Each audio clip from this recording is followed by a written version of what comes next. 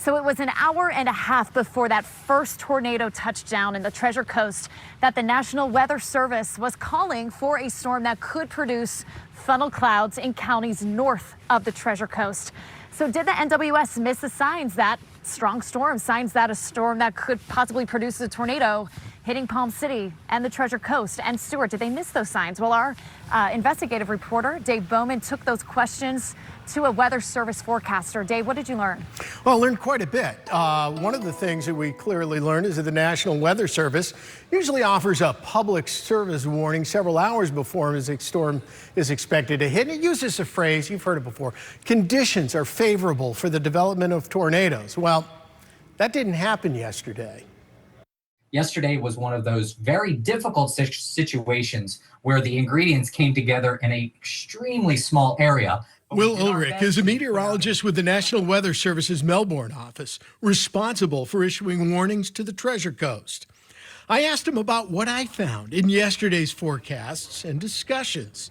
Several hours before the tornadoes, the NWS's Melbourne Facebook page forecast cloudy skies continue today with high rain chances in the forecast. Showers will increase through the afternoon with isolated storms possible, but no mention of possible tornadoes.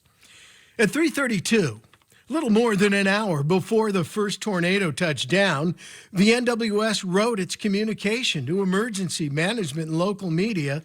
Shower and storm forecast is verified flawlessly, adding, frequent lightning is occurring with Estelle and Osceola and Brevard counties with very broad rotation, which could produce funnel clouds.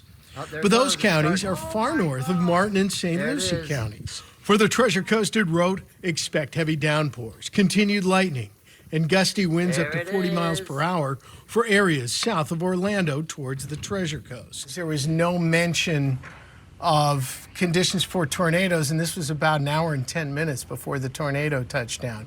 Just put it in perspective for me. Sure. Now, yesterday, the setup was complicated, and it didn't really favor tornadoes. The fact was the environment as a whole over the state did not favor severe weather.